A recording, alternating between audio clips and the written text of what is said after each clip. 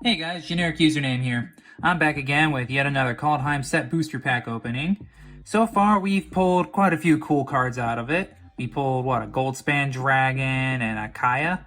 But, we keep pulling that one Furge's Retribution. And, well, hopefully we can pull some more unique goodness out of this. So, without further ado, let's get on into this. And of course, while I'm opening this, if you really end up liking what I do here, feel free to leave a like for the video and subscribe to the channel. Alright, so let's take a look at that art card. Oh, look at him. He's like, don't tread on me, boy. I'll mess you up. I like all the icicles there. And the little ruins on the rock over there. That looks cool. Alright, so let's move on. Our first card, by the looks of it, looks to be Alpine Meadow. It is a snowland, mountain plains, and it can tap to add a red or a white, and it comes into play tapped. I really am digging these snow duels. They're pretty cool. Okay, so our first card, actual creature that is called Draugr Recruiter. It is 3 and a black. Zombie Cleric, has boast for 3 and a black to return target creature card from your graveyard to your hand. And it's a 3/3. Yeah, honestly, that's pretty good. I mean, yes, you have to tag with it, but still, it's a 3/3. 3/3s do pretty good in combat. And at worst, you end up trading a creature for a creature, so I can't complain about that. Our next card is Dog Pursuit for 3 and a black. It's an enchantment. And at the beginning of your end step, each opponent loses 1 life, and you gain 1 life. So, this creates inevitability, if you draft it. That's not bad. Inevitability is always good. Our next card is Dread Rider, for 5 and a black. It is a Spirit Knight, and it has the ability of pay 1 in the black, tap it, and exile a creature card from your graveyard to cause an opponent to lose 3 life. And it's a 3/7. So it's an effective blocker, and you can use it to drain. Okay, alright, so far so good. Alright, so our next card is Usher of the Fallen for a single white. It is a creature, Spirit Warrior, has boast for 1 and a white to create a 1/1 white human warrior creature token, and is a 2/1. How does a ghost create people? Like, how does that work? Does he technically recur them? I mean, lore-wise, it just doesn't make sense to me.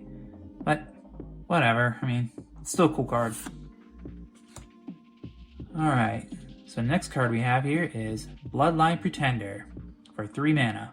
It's an artifact creature, shapeshifter, has changeling, and as Bloodline Pretender enters the battlefield, choose a creature type. Whenever another creature of the chosen type enters the battlefield under your control, put a 1/1 counter on him. Okay, so he basically said, I mean, he'd actually be really, really good with elves in general. The elf deck that you can draft. So, yeah, because you're going to be playing a bunch of smaller elves, you can pump him to a big boy really fast. Okay. Next card is Gladewalker Ritualist for 2 and a green. It has changeling, so it's every creature type. And then whenever another creature named Gladewalker Ritualist enters the battlefield under your control, you draw a card. We are all. If you say so. But yeah, as a 3/3 for 3, that's not bad. That's good in combat, it's good value. It fits all the tribal decks that really are happening right now within Sealed. So that's not bad.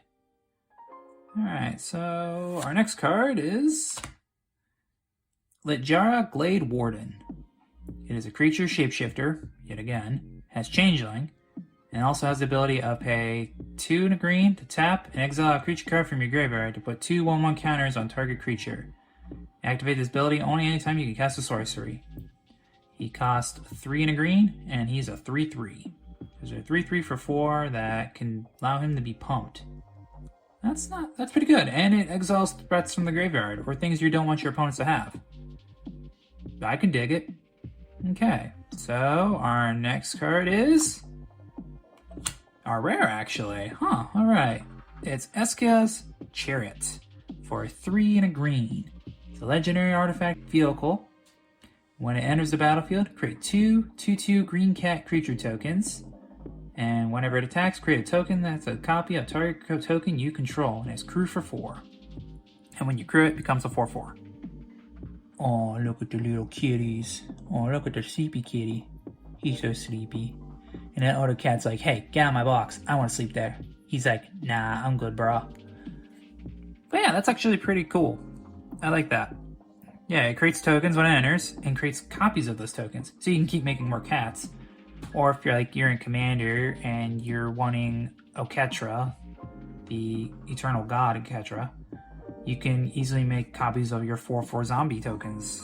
That's honestly what I would probably want to do with it. That's pretty cool. Also, flavor-wise, it's the cats that are driving the chariot, not Esquia himself. Or Esquia himself. I find that pretty funny. Okay, so we should get more cards out of this. So the first one is Burgi, God of Storytelling. That's a good one. For 2 and a red. As a legendary creature god, whenever you cast a spell, add red. Until the end of your turn, you don't lose mana as steps and phases end. Creatures you control can boast twice during each of your turns rather than once.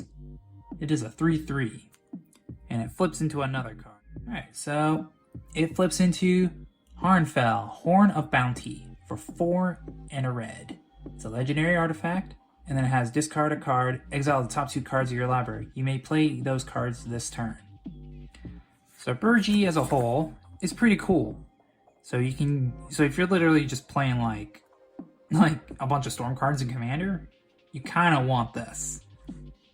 In addition, if you don't need more mana, you just play the back half, and then you start pitching cards to get more cards to play. All in all, it's a very, very solid card in my opinion. Yeah, I'm glad I pulled that. Okay, so since we're already looking at it, might as well look at the emblem. At the beginning of your upkeep, you may cast a legendary spell from your hand, your graveyard, or from among cards you own and exile without paying its mana cost. That's a cool ability. Maybe we'll eventually pull that Kaya. One can hope. Okay, so our next card is Savella Ice Shaper for 1, a red, and a green.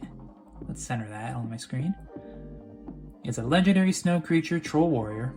Has 3 to tap it, and then create a colorless snow artifact token named Icy Manolith with tap, add 1 mana of any color. And then has the ability of pay 6, a red, and a green, and tap them. Look at the top 4 cards of your library. You may cast a spell from among them without paying its mana cost. Put the rest on the bottom of your library in any random order. And he's a 2/4. That's pretty cool. I like him. I think he'd be a cool commander. Yeah, I mean, you could go ahead and use... For 8 mana, I'm going to want to be playing a lot of bombs, and, well, green has plenty of those bombs. Craterhoof, Avenger, Tooth and Nail, etc. So, yeah, not to mention he also creates rocks so you can get there. All in all, I think that's a cool card. Okay, so we have one more card, and it's going to be Barrow Intruder. It is a creature, human rogue, for a single blue. It has flash, and when it enters the battlefield, target creature an opponent controls gets 2/0 or -2/0 until end of turn. It is a 1/2. Cool. Get that out of here. Alright, so with that, that's everything I have for you guys today. We pulled actually some good cards here. Unique stuff. We pulled a Burgi. I always want to say Birdie. It's Burgi. We have Esquia's Chariot. And we pulled a pretty cool legendary creature as well. Legendary snow creature. So yeah, like I said, that's everything I have for you guys today. If you enjoyed the video, be sure to leave it a like and feel free to subscribe to my channel. Other than that, I hope you have a good day, a good night, and I will catch you next time. Peace!